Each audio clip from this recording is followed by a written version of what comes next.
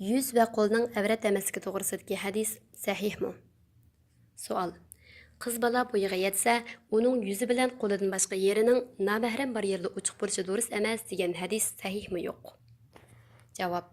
Bu haqdagi hadisni Imom Abu Davud Validdan, u Said ibn Bashirdan, u Qatadadan, u Xolid ibn Duraykdan, u Aisha radhiyallohu anhadan rivoyat qilgan bo'lib, Asma binti Abu Bakr Siddiq radhiyallohu anha nefis kiyim bilan Rasululloh sallallohu alayhi vasallamning yoniga kirdi.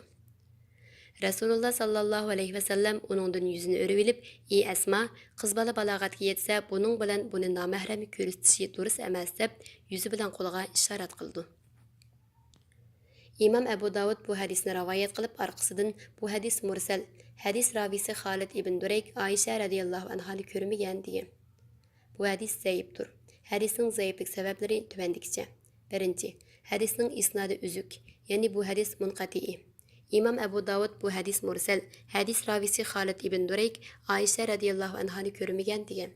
Ikkinchi, bu hadisning sanadida Said ibn Bashir al-Azzi Abu Abdurrahman bor.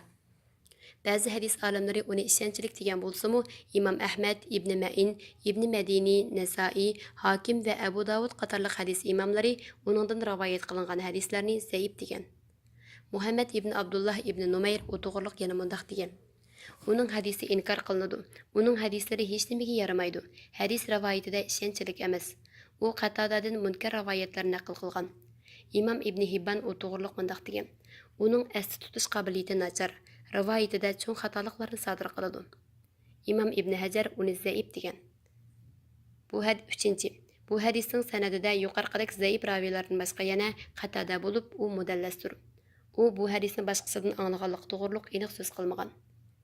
Bu hadisning sanadida yana Valid ibn Muslim bor. U to'g'riliq Hafiz ibn Hajar mundaq degan. U ishonchlik, ammo o'xshashli mudallas. U bu hadisning boshqalardan anglaganligini aniq bayon qilmagan. Hadis sanadida mana mushundaq nechilagan illatlar bo'lganligi uchun bu hadis zaif hadisdir. Shayx bin Baz bu hadisni bir necha jihatdan bek zaif deb baholagan. Asma onamizda va boshqa barcha ayol sahobalarda nomahramlar oldida nefis kiyim bilan yerim yalang'och yuradigan axloqsizlik azaldan mavjud bo'lgan emas. Shundaq bo'lishiga qaramasdan bu hadisni sahih yoki bu vaqtdagi boshqa rivoyatlarning qo'shilishi bilan kuchlangan deb turgan taqdirdami, olimlar bu hadisdagi vaqalikning hijob oyati nozil bo'lishidan ilgari yuz berganligini ilgari surgan. Imom Ibn Qudama bu vaqtda mundaq degan. Asma radhiyallohu anhaning hadisiga kelsak, hadisdagi hijob oyati nozil bo'lishidan ilgari ish deb tushunildi. Allama Ibn Usaymin rahimahulloh bu vaqtda yana mundaq degan. Bu hadisni sahih deb turgan taqdirdami, hadisdagi ahvol hijob oyati nozil bo'lishidan ilgari yuz bergan deb tushuntiriladi. Hadisning mazmuniga nazar soladigan bo'lsak, hadisdagi ahvolning to'limi g'ayriy bir ahvollikni tunib yetimiz.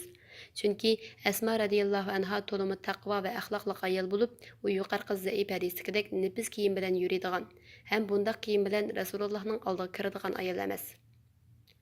Oyat hadisga uyg'un bo'lgan to'g'ri qarash ayol kishining nomahramlar bor yerda butun badanini o'rishining vojibligidir. Asma onamizni yerim yalang'och kiyib Rasulullohning oldiga kirdi deyilgan yuqorqi bek zaif hadis Asma onamizning va boshqa ayol sahobalarning nomahramlardan yuzini yopadiganligiga doir tuvandagi sahih hadisiga zid. Asma onamizning Rasulullohning yeniga nefis kiyim bilan kirganligi to'g'risidagi bu hadisning sanadida qatma-qat masala bo'lganini azlab, bu zaif hadis Asma onamizning o'z tilidan kelgan tuvandagi sahih hadisiga qarama-qarshi. Asma binti Abu Bakr radhiyallohu anha mundaq degan. Biz nomahram erlarning oldida yuzimizni yopatdik. Ibn Xuzayma, Hakim, Imom Hakim bu hadisni sahih degan. Imom Zahabi bu hadisning sahihligiga qo'shilgan. Bu hadisni Shayx Albani Jilbabul Marta'il Muslima nomli asarda sahih degan. Fatima binti Munzir radhiyallohu anha mundaq deydi. Biz yozga ihrom bog'lab yuzimizni yopatdik. Asma binti Abu Bakri biz bilan birga edi. Bu Imom Malik rivoyat qilgan sahih hadis. Albani va boshqalari sahih degan. Imom Malik nazarda isnodi shaksiz sahih hadisdir. Asma onamizning yuksak fazilatlari uning yerim yalang'och kiyinganlik to'g'risidagi hadisni rad qiladi. Yuqorqi sahih hadisda bayon qilinganidek nomahram oldida yuzini yopadigan. Buningdan sirt ilm, taqvo va fazilatda ayol sahobalarning oldingi qatori turadigan. Rasululloh Makkadan Madinaga hijrat qilish safarida Savr g'origa Abu Bakr Siddiq bilan yoshiringanda butkul xayim xatardan qo'rqmay, Allohga bo'lgan chin ixlosi va Rasulullohga bo'lgan muhabbati bilan bu ikki zotga oziq-tuliq to'shig'anligi uchun Rasululloh madihlab ikki balvoq egisi deb atagan. Jannat bilan xush xabar berilgan buyuk sahoba Zubayr ibn Avvamning ayoli bo'lgan. Madina davrida Rasululloh bir to'p sahobalar bilan ketayotganida itizdan qaytayotgan Asma onamizni ko'rib, to'gisini cho'ktirib, to'giga mindirib olay deganda ippiti sabablik. Shundaqla kichik yoshida musulmon bo'lgan yo'ldoshi Zubayr ibn Avvamning kullamchiligini nazar tutib, Rasulullohning keyniga mingashkili unmagan. Sahobalarning eng ustini, Rasulullohning eng yaxshi ko'radigan odami, Rasulullohning tunji xalifasi Abu Bakr Siddiqning qizi hisoblangan bu buyuk sahoba onamizning yuqorqi zaif hadisdagidek badan shakli va badanining rangi ko'rinib turadigan nefis kiyim bilan Rasulullohning yoniga kirishi qandoq mumkin bo'lsin? Odatdagi har qandaq musulmon ayol hilg'u namahram ekan, ota-ona, aka-ukalarning oldidami nefis kiyim bilan yurishi mumkin bo'lmagan ahvolda Asma onamizning nefis kiyim kiyib Rasulullohning yoniga kirishi bu sahoba onamizning sha'niga tushirilgan dog'dan boshqa narsa emas. Yuz va qo'lni itishga dalil qilgan bu hadis bek zaif bo'lg'achqa boshqa zaif hadis bilan kuchlanib hasan bo'la olmaydi. Ayol kishining yuzi va qo'li ochiq tursa bo'ladi degan bu zaif hadisning sanadidimi, mazmunidimi undaq ig'ir xatolik bo'lgan ekan, bu zaif hadisdagi yuz bilan qo'l ochiq tursa bo'ladi degan bayonni tutqi qilib, ayollarning yuz va qo'lini namahram bar yerda itishi durust deb hukm ilish ochiq xatolik. Shundaqla ikki yenik zaif hadis birlashsa hasan bo'ladi degan qoidani esda tutib olib, bek zaif hisoblangan bu hadis bilan buningga o'xshaydigan mazmundagi yana bir zaif hadisni qo'shib hasan qilaman va hasan hadisni sahih hadisning bir turi deb turib, bu hadisdan yuz va qo'lning avrat emasligiga dalil olaman deyishmi ham aldirang'oliq. Bundaq muhim shar'iy masalada atrofliq izlanish ilib bormaganlik. Chunki bu hadis bek zaif bo'lg'achqa boshqa zaif hadis bilan qo'shilib hasan bo'la olmaydi. Hasan bo'lalishi uchun bu hadismi, buning barobaridagi yana bir zaif hadismi bek zaif bo'lishdan xoli bo'lish, sanadida yenik zaiflik bo'lgan bo'lishi kerak.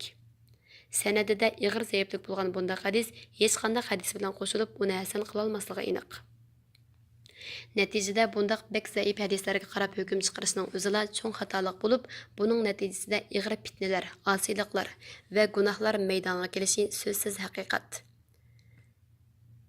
Bu sababdan men bu turdagi hadislarga esilib olib, ayol kishining qo'li va yuzini avrat emas devatganlar o'z hukmi va maydoniga Allohning roziligini o'tirib qo'yib turib qayta qarab chiqqay. Qur'onning hech yerida yuz yepishning buyurilganligi to'g'riliq aniq oyat yo'q deyish, Rasulullohning sunnatining Qur'onni sharihlaydiganligini inkor qilganlik. Shundaqla Qur'onda aniq lafz bilan kelgan, ammo sifati bayon qilinmagan boshqa muhim farz ibodatlarni mo inkor qilganlik. Yana bir masala shuki, ba'zi kishilar Qur'onda hijob oyati va munosabatlik oyatlarda yuz yepish kalimasi yo'q deb jo'ylamoqda. Ularning bu batil jo'ylamasi hadis inkarchilarining Qur'onda qabr azobi yo'q, Isa alayhissalomning osmondan tushishi to'g'riliq oyat yo'q, zinaxo'rni chalma-kisa qilish yo'q degan shaytoniy da'volarga o'xshash bo'lib kelayotgan bo'lsa-mu, ular buni sezmay yotmoqda. Yuqorqi bek zaif hadisini dalil qilish sababli ezib ketganini oz keldi deb, Qur'onda yuzinglarni yepinglar deb aniq buyruq yo'q deb yuz yepishning farzligini yoki yuz yepishning shariatda belgilanganligini inkor qiladigan mantiqi to'g'ri bo'lsa, Qur'onda 5 vaqt namozning ismi, vaqti va qilinish shakli, zakat miqdori, yirtqich hayvonlarning haromligi qatorliq masalalar ochiq bayon qilinmaganligi sababli 5 vaqt namozni tortib hammani inkor qilishda kufrlik o'tirg'i chiqdi. Ya'ni Qur'onda yuz yepish buyruq bo'lmagandan yuz yepishni farz emas deyish bilan Qur'onda 5 vaqt namoz aniq belgilanmagan. Shunga 5 vaqt namoz farz emas deyishning har ikkisi bir qilibdan chiqqan o'xshash turdagi azg'unliq.